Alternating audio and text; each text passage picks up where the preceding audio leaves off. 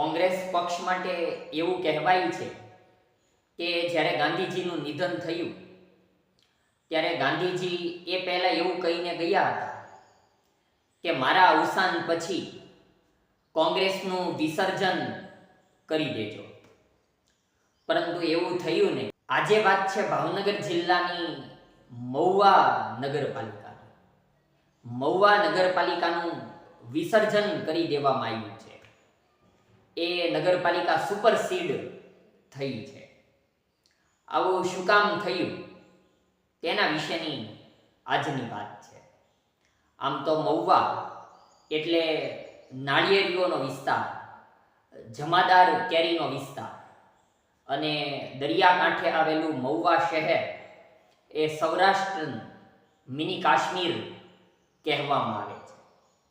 પણ મહુવા નગરપાલિકામાં ભાજપનું જ શાસન. 36માંથી 25 નગરસેવકો ભારતીય જનતા પાર્ટી, અને છતાં આટલો બધો વિરોધ કેમ થયો કે અંતે બજેટ રદ કરવું પડ્યું અને આખી નગરપાલિકા એ સુપરસીડ થઈ. તેના મૂળમાં એવું મીડિયા રિપોર્ટમાં બહાર આવ્યું કે 2 વર્તમાન ધારાસભ્ય અને પૂર્વ ધારાસભ્ય એ બંને વચ્ચેના જે ખટરાગના કારણો છે એ બંનેના કેટલાક નગરસેવકો સામસામે આવવાને કારણે આવી રીતનું વાતાવરણ બન્યું છે. આમ તો મહુવા નગરપાલિકામાં કુલ 9 વોર્ડ છે, એટલે દરેક વોર્ડમાં 4 નગરસેવકો, ટોટલ 36 નગરસેવકો, અને એ 36માંથી 25 નગરસેવકો ભારતીય જનતા પાર્ટીના, બાકીના 5 એ કોંગ્રેસના હતા. અને નોંધનીય છે કે અન્ય 6 નગરસેવકો સમાજવાદી પાર્ટી તરફથી હતા. તેમના દ્વારા નગરપાલિકાનું શાસન ચાલતું હતું. અને નગરપાલિકાના એ પ્રમુખ એ ચાંદનીબેન મહેતા. તો આ વિવાદ ઘણા લાંબા સમયથી ચાલતો હતો, અને કેટલાક નગરસેવકો દ્વારા ચાંદનીબેન મહેતાને એ નગરપાલિકાના પ્રમુખ તરીકે દૂર કરવામાં આવે તેવું પણ વાતાવરણ, તેવા પણ મીડિયા રિપોર્ટ આવેલા, અને એવી માંગણી પણ કરવામાં આવી હતી. પણ એવું એનકેન કારણે થયું નહીં.